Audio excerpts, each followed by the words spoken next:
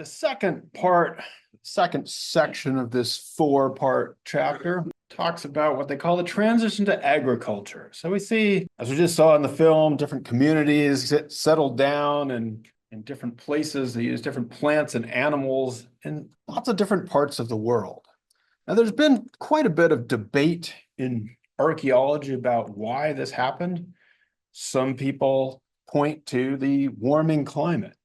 And certainly the case that it would have been impossible to do extensive agriculture before about 12,000 years ago if we still had a glacial period. Other people want to point to population pressure, the idea that you have more people and so you have to feed them. My take on this, having read a lot of different things and different opinions, at the moment, I lean toward the less of the idea that there was an overall or a global phenomenon and more to the specifics of each region. That in some ways, each of these places developed their unique combination of specific plants together or not in some cases with animals. Some people just didn't really domesticate animals in their area and their ecosystem. Now, people would trade these things around, and so some of these things got put into different places where they hadn't been domesticated before. But in general, to me, it looks like there was different timing on this, and people settled differently in different places. So I don't think of these as universal processes, but I'm more interested in, or it's more explained by the different things that people did in these unique regions, which led not just to one form of agriculture, but actually to many different types of cultivation. And in each of these regions, we have people doing different things. And so in some places, they do develop what we call sedentary agriculture, where they're basically settled, not moving too far anymore, not being very mobile. As a percentage of the population, the hunter-gatherers were probably much more mobile than we are. But this is not something that just happens overnight. It's a pretty long process. And if you look at the archaeological evidence, there seems to be some times where people get sedentary and then they'll become more mobile again. And interestingly, it's like how we figured out that humans were wearing clothes from the evolution of body lice versus head lice. What do we have to look at when we think about were people settling down or not? What can we point to? Our constant companions wherever we go. Mice, the evolution of mice. So mice are everywhere that humans are. And apparently at about 200,000 years ago, there's only wild mice. The wild mice are running around.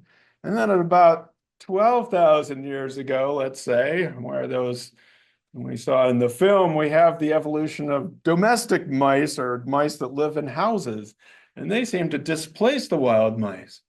But then the Natufians get mobile again, and the wild mice come back, and they settle down again, and now we mostly have domesticated mice that are with us wherever we go. So we can look at that to see how people have become more mobile and sedentary over time. Also, during this time, people continued to hunt and gather. Again, it's not just they pick up a horse or a plow, and that's the last time that you will ever go out. And in many parts of the world, this is somewhat diminished in our own society, but in many parts of the world, this is still something that people do. They go out and they gather wild mushrooms or wild berries in their seasons for getting the wild asparagus.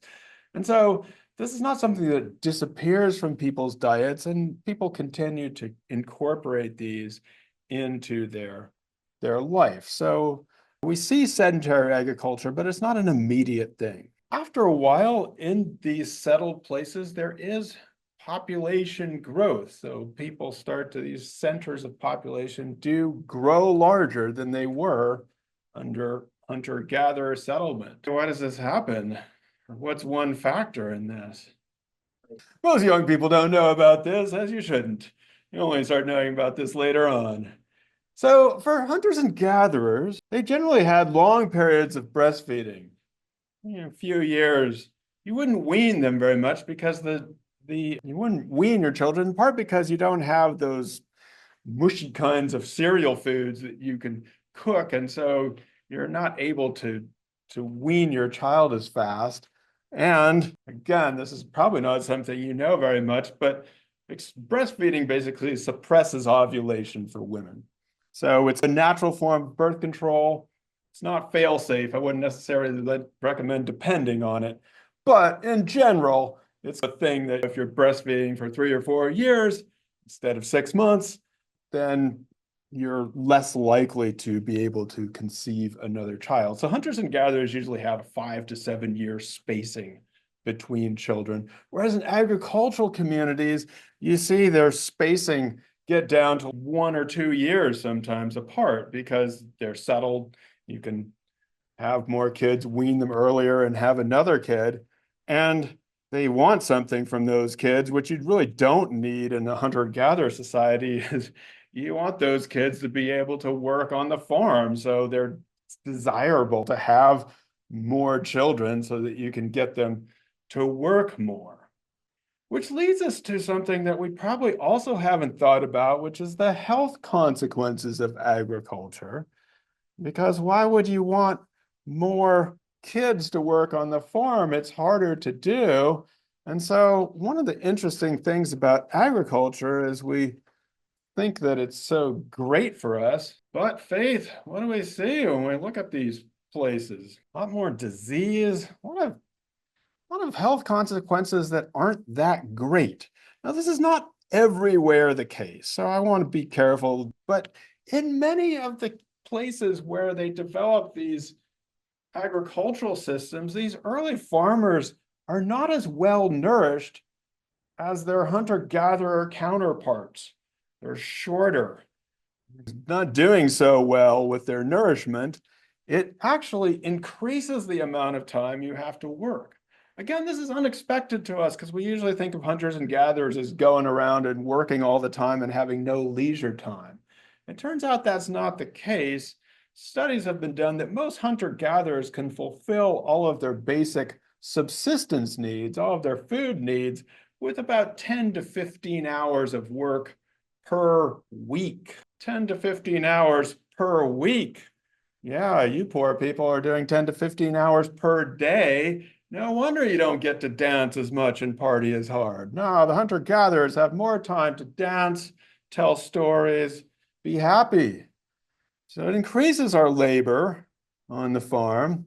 It also decreases the dietary diversity because you become dependent on one particular crop, your wheat, your barley, and your sheep, and that's all you're eating. So hunter-gatherers typically have a greater range of things that they are eating throughout the year. So, it also increases the amount of carbs you eat.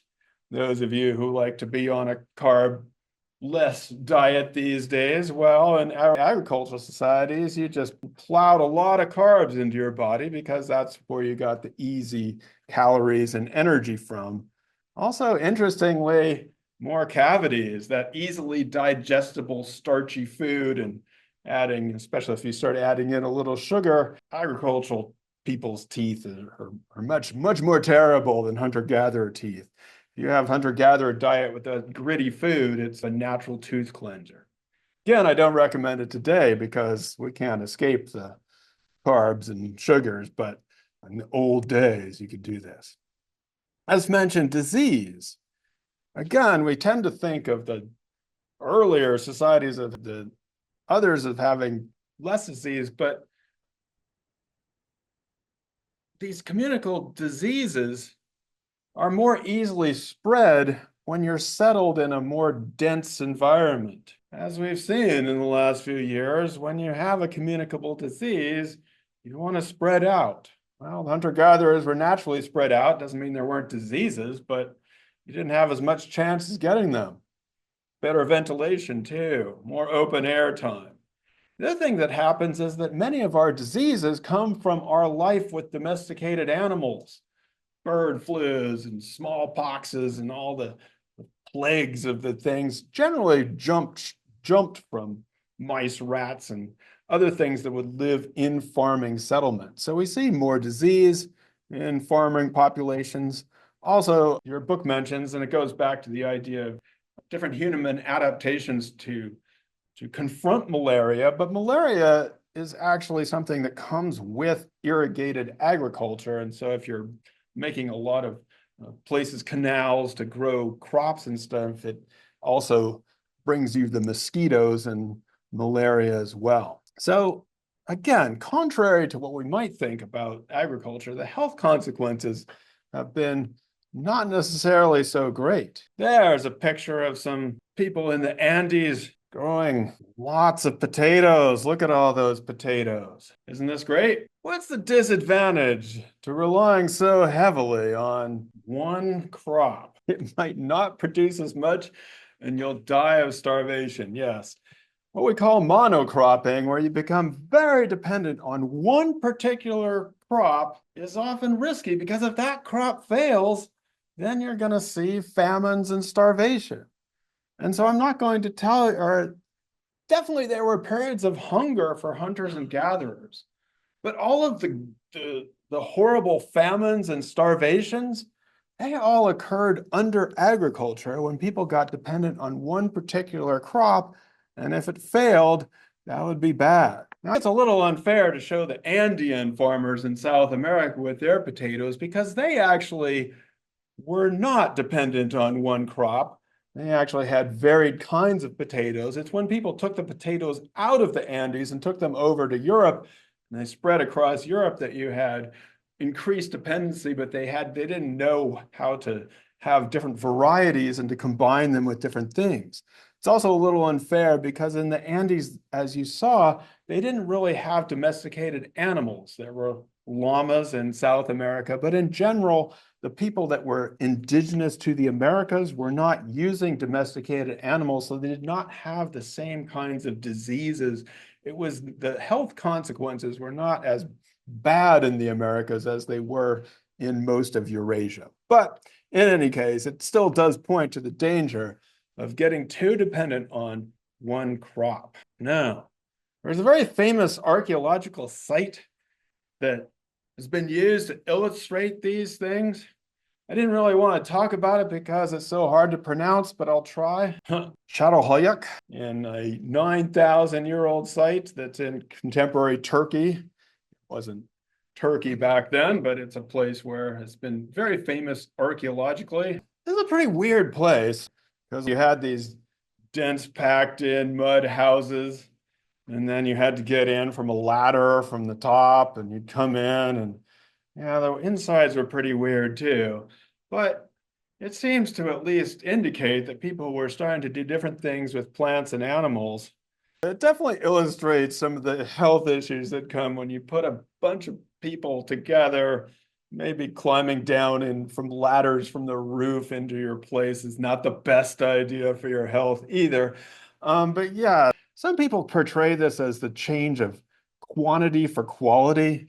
You're getting more food, but the quality of it is going down. And yeah, they seem to fight too more. We'll talk hunters and gatherers. It's not that there's no conflict within their society, but if there is, you just move along. You go to somewhere else. They're very mobile. In this place, if you get in a fight, you got to fight it out. It's hard. At the end of this section, they take us back into the issue of language a little bit. And so one of the things we can trace out with the increase in population, different languages around the world, is how these started to interact as people tried to trade this stuff around. So they talk about the idea, trying to figure out how these migrations happened. And so the linguists try to develop, they call it proto-language. What's a proto-language? Good. So it's a language that comes before, and out of that language comes different languages.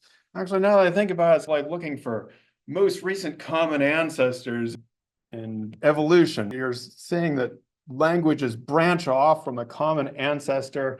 We don't know what that's going to, but the linguists say that if you look at certain vowel shifts or certain grammatical structures, that you can then reconstruct a language that would give shape to different languages. So an ancestral language, which then tells you something about the languages that descend from that. It is super interesting, and they talk to you about how using these ideas, if you look at linguistic variety of indigenous people in the Americas or Native Americans, what it looks like is linguistically, the evidence is that people were up there in Beringia, which is a place between Alaska and Siberia or Russia.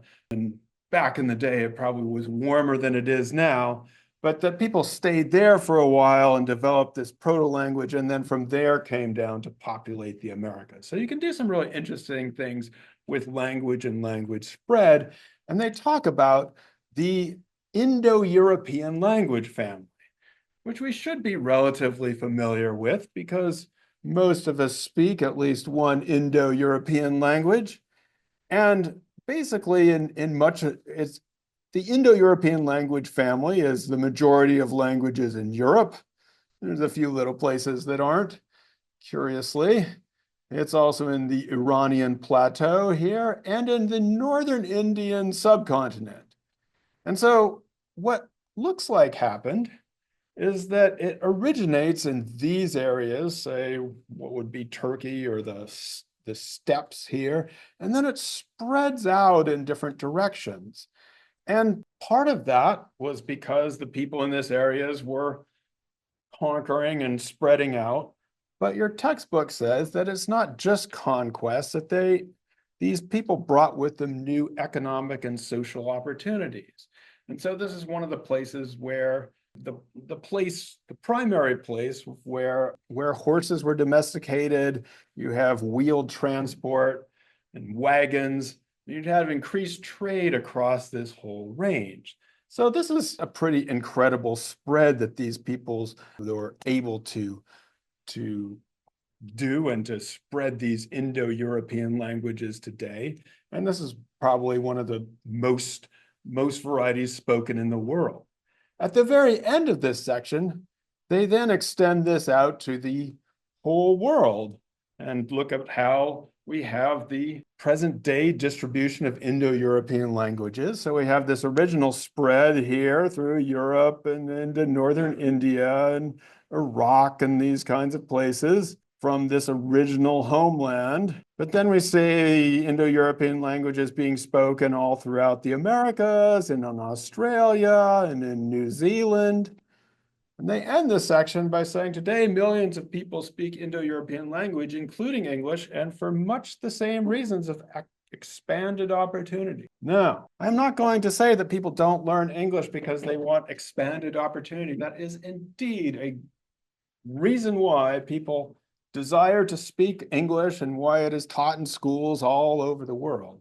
However, I am going to have to call bullshit on this in terms of why people in the Americas and Australia and New Zealand speak Indo-European languages. Why are the people in the Americas speaking Indo-European languages? Colonizers, yes, this was conquest. This was not economic opportunities. This is not people going across the ocean and say, hey, you want a wagon and you want a wheel and here's a horse and come join our economic opportunity. This is people going across and enslaving people and putting them to work in different ways and trying to take over their land and push them off their land and eliminate their indigenous languages. Putting them in school and saying you can't speak your indigenous languages. So this was a process of eliminating the languages that were here, certainly in Australia, certainly in New Zealand. This was not, oh, come join our great economic opportunity. No way, this was colonizers.